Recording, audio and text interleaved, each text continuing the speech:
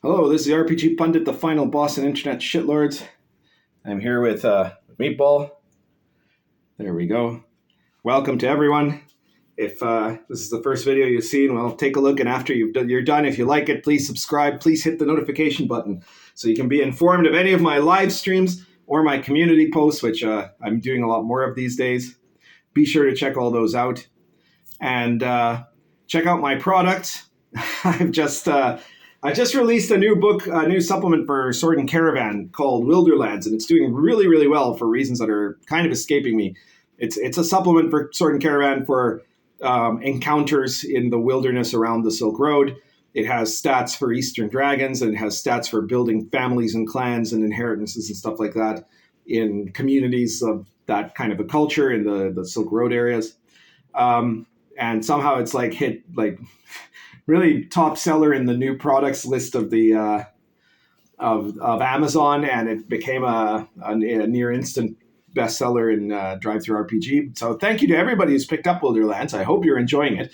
If you bought it by accident, not realizing that it's specifically for Sword and Caravan, please check out Sword and Caravan. That's an excellent product, and you're bound to really like it. I got Sword and Caravan over here, Dark Albion, my two settings. So this is actually Dark Albion Cults of Chaos, which anyone who's seen it knows is one of my very best products. And that one you can use anywhere, not just in Albion, but you can use it to create any number, an infinite number of weird, sinister cults that operate in a medieval authentic way, a medieval authentic context, right? So they're not like weird like Gonzo, but I mean they'll have a wide variety of specific choices. So you can roll up in 5 minutes an entire enemy group, an adventure seed, their resources, everything, right? It's a really good product. And the Old School Companion 1, which is full of medieval magic, monsters, items, new classes for Lion and Dragon specifically. But I mean, most of the stuff that's in there you can use in any OSR game as well to add some more medieval authenticity to your stuff. Okay, so today I'm doing an article, a discussion about an article that came out at this point probably a few days ago, and it's very funny at how furious the left in general is, and apparently the role-playing left is no exception, at the fact that their control of the narrative has been taken away from them by Elon Musk on Twitter, right? They have multiple times now declared that Twitter's done, that it's collapsed, it's dead, it's finished, it's losing everything, right? One of the things that they don't note is that actually Twitter was collapsing for almost all of its recent history, right? Before Elon Musk, it was losing enormous amounts of money. It's never made money, really. And Elon Musk taking it on. Obviously, it still has a lot of financial challenges, but actually, Elon is the first person who's actually been focused on monetizing it in an intelligent way, in a way that it actually can make money. Until now, Twitter was just this kind of pipe dream fantasy of it didn't sell anything except advertising, and it wasn't making enough advertising ever to be able to pay for itself, right? So Elon has killed Twitter now, and it's called X, but it's the same concept. Essentially, Twitter was a place before that didn't make any money, and that was used to ideologically control the entire Western world, because all the important people were on Twitter, all the people that dealt in information exchange were on Twitter and used Twitter primarily as that place for information exchange. It's where breaking stories happened for the last 6 years, basically. That's been the case. It's where those things erupted and got spread, and it's where narratives were established. It's where the academia determined what the official position of the establishment was going to be, right? And where the politicians told you what you were supposed to think. And for a very long time, it was controlled by this group of people who were partisan towards one side and were determined that side would have the advantage, and therefore they engaged in repression of the other side, of controlling the narrative.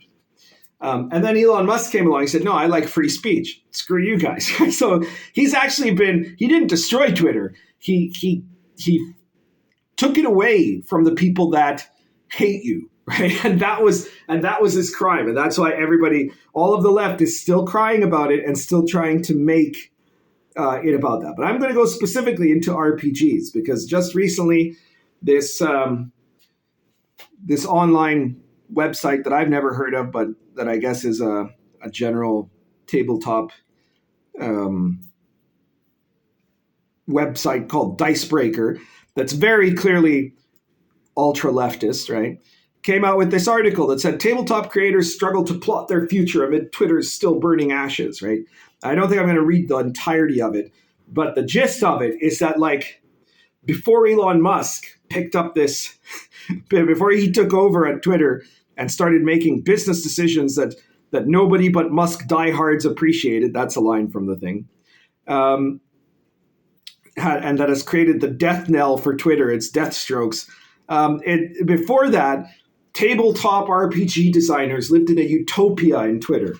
It was just so wonderful. It was, let me see here. There's some, okay, I'm going to start naming people. I want to play a little game with you. I'm going to start naming the people that they list as important and influential tabletop designers. People like Tony Vasinda. Obviously, all of us know who Tony Vasinda is, right? We've all heard of him. He's right up there with Monty Cook, right? And Dave Arneson. Tony Vasinda. Who hasn't ever heard of Tony Vasinda, right? He runs that famous RPG company, Plus One XP, right? That's something that we've all heard of, you know. So, okay, you can see where this is going to go, right? Not a single person that they name in this entire article is actually a well-known game designer, has any relevance at all. They're all just ultra-leftist game designers that are known to the tiny niche of pretentious story gamers. You know, like this is like, I mean, like really far to the extreme, right? Because I don't remember if they even list a single person that writes D&D products, you know. But anyways, Tony Vasinda said, "We didn't love Twitter. We were addicted to it, but we felt like we had to be there. Then it was full of discourse, and it was filled with hot takes, and it was filled with our friends and our enemies." And he's talking about it in this like happy way of how wonderful it was back then, because back then they could all have this great discourse where they determined the narrative, and they could pretend like people like Tony Vasinda were important, right? Tony Vasinda could pretend he was an important person, you know. Which he isn't. And so like this is what Elon took away from them, because back then they could do this because the people who were actually important were silenced, right? There wasn't anyone that was able to attack these guys, because the Twitter people back in the pre-Elon days, they would have banned you and never banned them, right? That's how it went. So, of course, these people will think of it as if it used to be a utopia and now it's terrible, right? So who else have we got here? Oh yeah, designer Colin LeSueur. I swear that's his name. I swear to God, Colin LeSueur of a co-op. Or public? No, he said, okay, Colin LeSueur, the designer of these famous RPGs like Runecairn and We Deal in Lead. We've all heard of those games, right? Like those are games that everybody's heard of, you know. He says Twitter back then was primarily a tool for marketing and networking and finding artists and writers and a vital social lifeline. I wouldn't be where I am in my I wouldn't be where I am in my DTRPG career without the contacts, resources, and friends I made on Twitter. Well, Mr. LeSueur is right, probably, in that on Twitter he found his way into this like pyramid scheme cult of the woke, you know, the woke story gamer crowd, where he has ended up painting himself into this corner of absolute irrelevancy, you know. But where he could, where once at least, when there was a silencing of his opponents, he could pretend that he was somebody who had successful games, you know? Then there's Travis D. Hill. We all know who Travis D. Hill is, right? He designs small RPGs. What the hell is a small RPG? I'm not sure. Okay. So his RPG, his Travis D. Hill wrote the how could I have forgotten, right? Like, this is a famous RPG, right? It's called Why the F Did They Keep This? We've all played Why the F Did They Keep This, haven't we, right? It's a solo RPG that you play alone where you pretend to be a person, where your character is a person who is looking through the belongings of a recently deceased loved one and trying to determine whether each item is a treasured item or just trash. Yeah, okay, that is an RPG everybody would want to play, right? Like, these people, Dicebreaker has only interviewed the cutting edge of the hobby, the people that are like absolutely the movers and shakers, the ones that define what our hobby is. My God. So anyways, Travis continues by saying that the word of mouth aspect of Twitter could set off a rapid fire rush of support and action that I haven't found anywhere yet, i.e., if somebody questioned me, I could brigade him and nothing would happen to us. If he fought back, he would be banned, right? That's what they were so proud about. All in all, I wouldn't be the game designer I am without Twitter. Well, yeah, you screwed yourself there, buddy. You really have. Several other independent designers echoed Hill's sentiment. Twitter was, for all of its faults, one of the most reliable tools for marketing RPGs.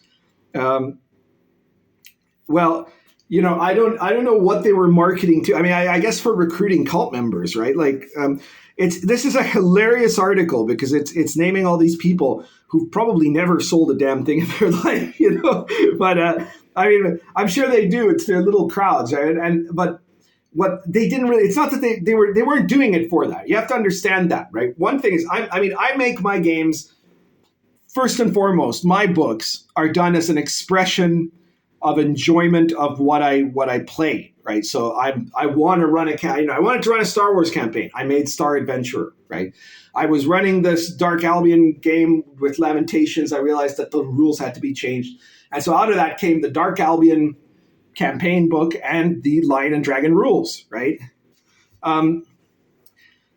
But secondly, I do it because, I want other people to get it. I want to sell them. I want to make money. And I also want other people to be able to enjoy these games that I think are really well-designed games, right? These guys, this whole crowd, the entire crowd that was in control, including, these guys look more like the old-timey story gamers, but they're particularly, they picked the weirdest freaks in the bunch, right? This is the bottom of the Stalinist barrel right here. But the woke OSR are the same way, essentially, right? They don't care about making money from their games or about you playing their games. That's not what this is about.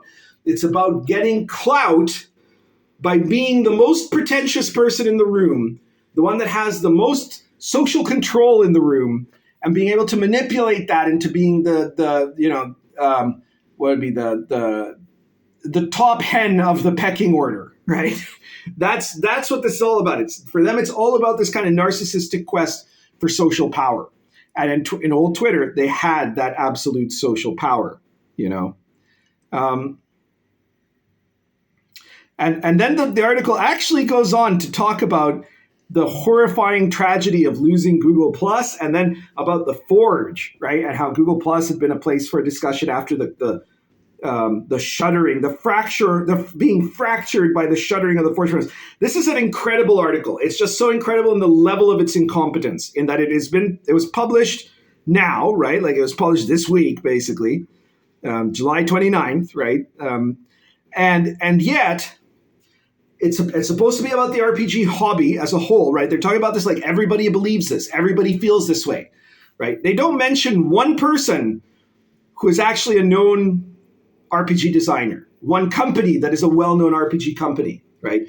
They mention the Forge, which stopped existing in 2012, right? And story gaming as if it is still the center of the indie world in the hobby, right? As if story gaming is the most important movement in the hobby right now, when in fact, story gaming was never the most important movement in the hobby. And the OSR is currently, not just currently, the top independent design movement in the hobby, but the OSR is also the most successful independent game design movement of all time in the hobby. It is there's nothing that's ever been close to as successful.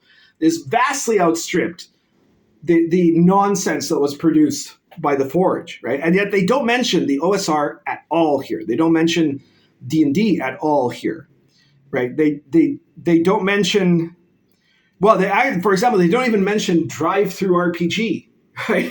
They mention itch.io as if itch.ios are everybody goes to buy their games, right? Not just wankers, right? So like, it's just incredible the amount of manipulation that this article has. It's quite stunning, right? Like how the degree of, like, it feels like I'm reading Pravda or Grandma, right? Like one of those old communist newspapers, right? Where it's just, it presents a world that doesn't exist really, but it presents it in a way that they act as if nobody would question any of what they're writing here, you know?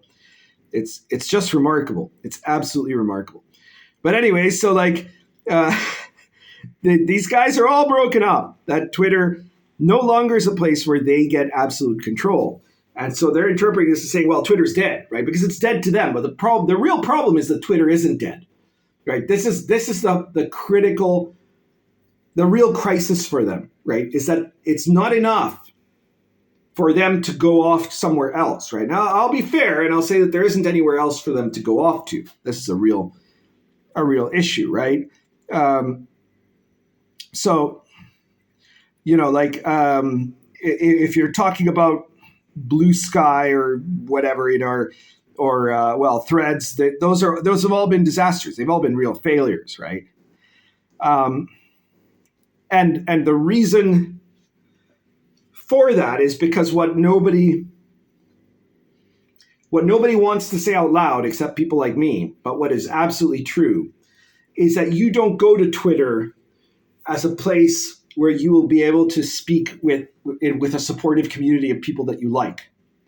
You go to Twitter as a place where you're going to be able to argue with people on the other side, right? Or not necessarily argue. I mean, that's the right-wing view, right? The left-wing view is that you'll be able to mock and attack the people on the other side, and that they shouldn't be able to get to do that to you, right? Like that was their paradise. Now it's our paradise.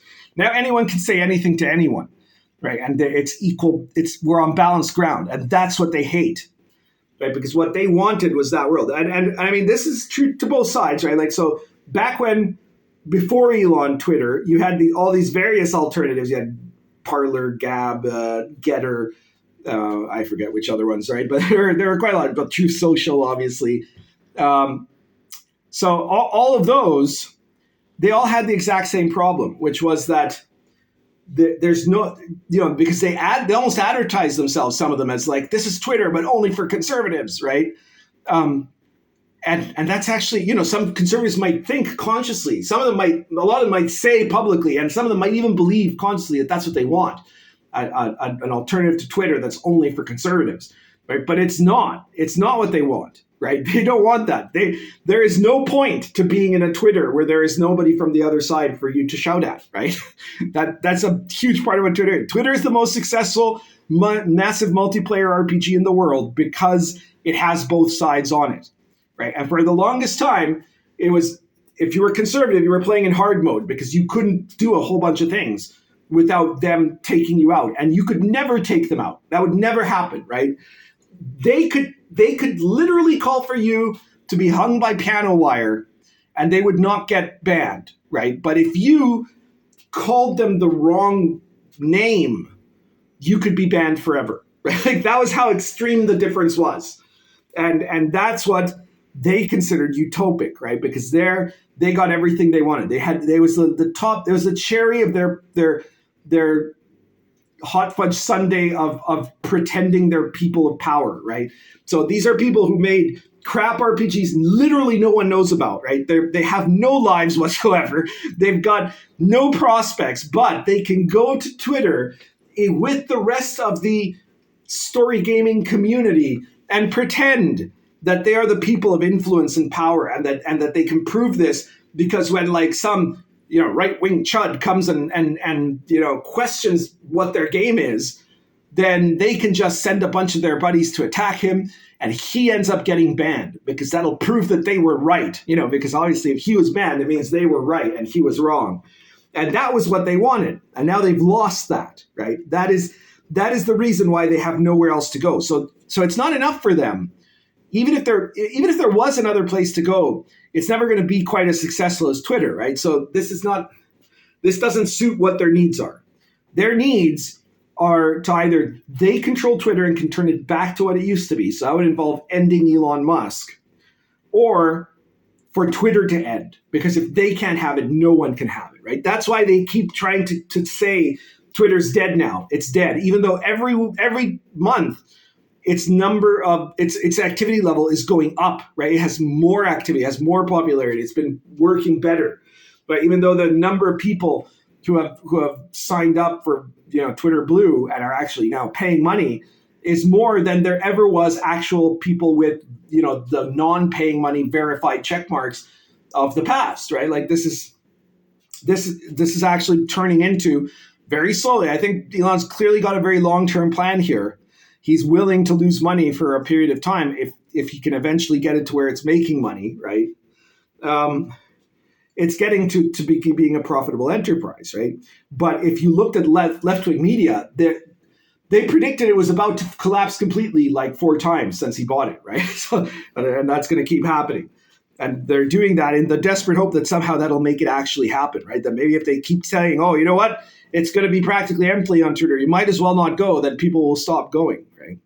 So this is the RPG crowd super mad that now people like me can say what they really think on Twitter, and worse, people like, I don't know, like Venger, and the Red Room, my God, so this is really, really pissing them off.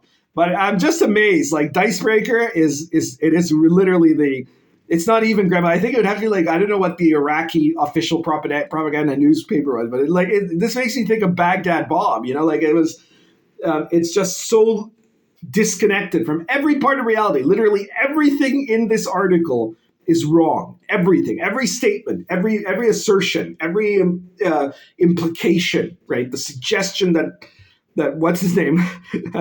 Was it Lesueur, right? The suggestion that Colin Lesueur is an important game designer, right? The suggestion that the story gaming movement is a relevant thing in 2023 to anyone, right?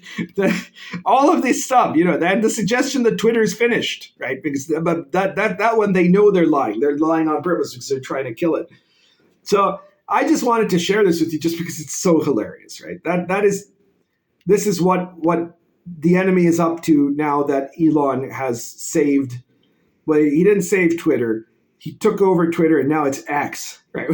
I know some people don't like that, but I'm Gen X. Everything was X. If you're younger than I am, or not from North America, maybe you missed this, right? But like in the 90s, everything was X because we were Gen X, right? So like everything cool was X, right? The X-Men, the Xbox, right? There's X all over the place, right? And X was always the mark of the cool thing. And so I totally understand why Elon would pick that. I can also see the argument that it has certain disadvantages. Like the X looks like, when you want to quit a game, you might hit X or something. But if you're from my generation and his, that's the sign of the cool thing, right? That's why I love the fact that the red X is a sign for free speech, right? And I've been an X person on Twitter for like as long as I've been there. I've already been there, been a guy with an X on Twitter for 7 years now, because that's also what it is, right? It's a sign for free speech, or rather for standing against censorship of free speech. But so anyways, that's the story. It's mostly fun. There's not much to look at there in terms of this having a big implication on the hobby from these losers, right? But in the bigger sense, that this is also something that's being mirrored by some of the more important wokeists in the hobby. They're all pissed off at not having control of Twitter. And this has really thrown them for a loop. And I think that means it's a time of opportunity for the creation of alternatives, and I think that, that's why I'm looking at some of these other publishing sites that are making RPG products and trying to see if I can somehow figure out a way to get some of my stuff there, because it's, it's something where we have a chance, especially if Elon Musk is successful in making X like the everything app, right? If it has videos as good as YouTube, if it has transactions like PayPal, if you can post stuff on it the way you could on, say, Patreon or whatever, if it can do all of the stuff, and it stays free speech, then all of a sudden the entire axis of culture shifts, right? The entire, like, suddenly nobody can threaten to silence you for saying the incorrect words, and then that makes a whole other opportunity for deeper paradigm shifts in the society. Anyways, that's everything for today. I don't know what else is going to happen because I made this video at the same time as my last video, as you might remember. So I don't know when I'm gonna. I might have to do another video very soon if something else has come up. But anyways, you'll see eventually. I'm probably posting this close to the weekend, so it'll probably be after the weekend. But anyways, if you like the video, please share it everywhere that you think people will either find it amusing or be infuriated by it. And hit the like button. Don't forget to subscribe if you haven't subscribed. And please check out all my products. I don't do subscriptions like paid subscriptions on YouTube. I don't have super chats. But what I do have is 120 books that you can look at all the links in my description. And you're going to find something there that you could use in your game. And that, my books are reasonably priced. It won't cost you too much. But it's like you're giving me something, and you're also getting something that you'll be able to use. All my games are super playable, and there's a variety of genre stuff there. There's a lot of medieval authentic, but there's also a lot of Gonzo. There's stuff that you can use in science fiction, and there's Invisible College even for modern occult fantasy. So take a look at all of that, and give me some support if you can. And if not, then just share the video, please. That's everything for today. Currently smoking. Stanwell oversized horn plus Argento roots.